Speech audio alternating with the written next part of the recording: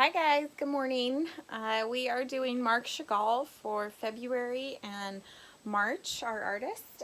Marc Chagall, um, he did more, less realism, right, than John Constable, and I talked with the kids about the difference there, that John Constable's artwork was very realistic, and then Marc Chagall was the opposite. He was trying to make things look very unrealistic almost, right? Like there's a painting he did and it's called Self-Portrait with Seven Fingers. He had a lot of people always floating upside down. He had people's face green or blue. Nothing was as how it should be, right?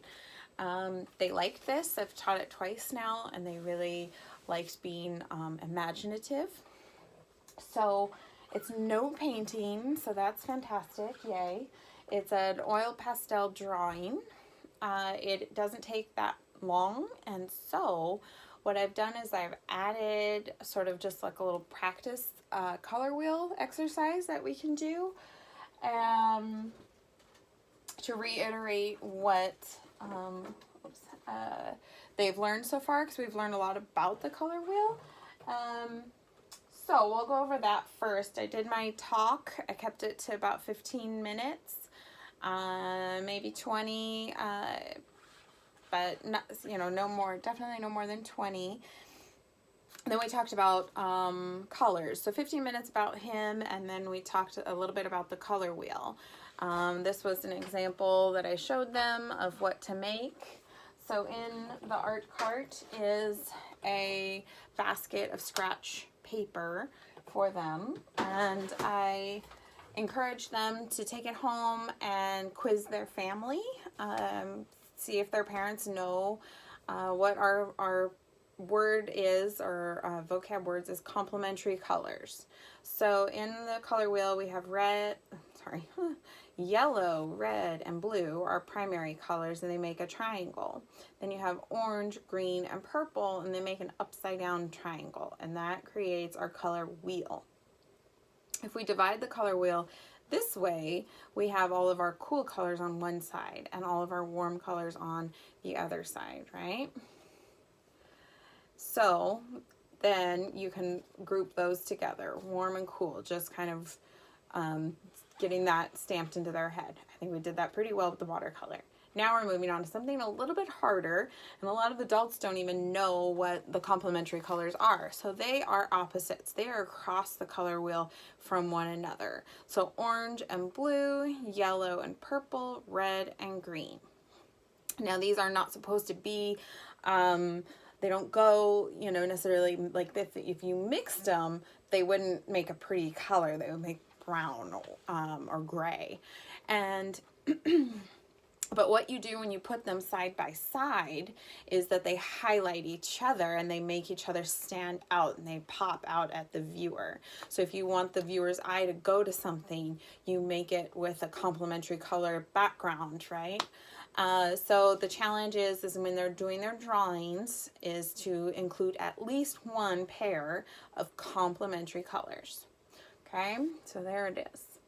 I encourage them to outline it in black, and then in their drawing to do the same technique of outlining in black. Really makes it stand out.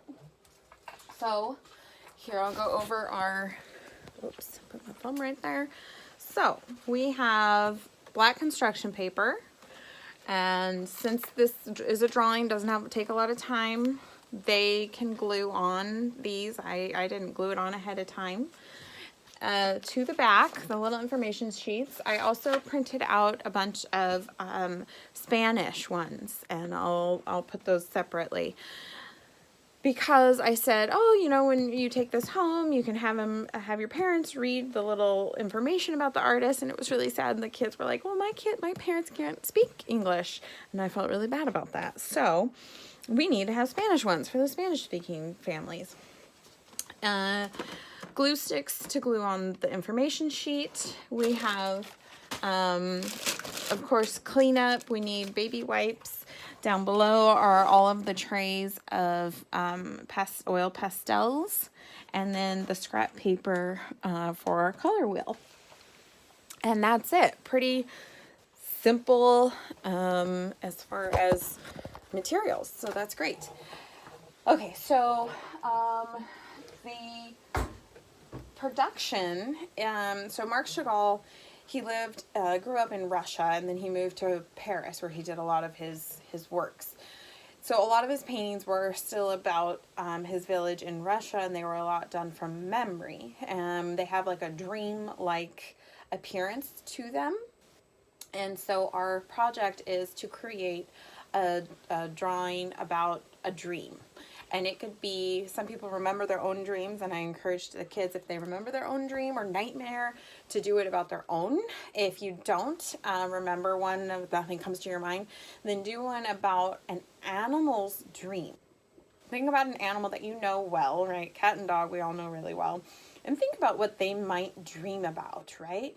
And have an imagination about it. I really encourage them that they have the best imagination. There's nobody better than them to do this kind of project, because all of the adults, our teachers, our parents, have less of an imagination, because whatever it is in life that gets us down, we lose, maybe even, I don't know if we lose our imagination, but we fear maybe being different, right? And so I encourage them to not be afraid of being judged because you're going to do something weird, right? Marc Chagall's stuff is strange. There's a painting with the man has a goat head, right?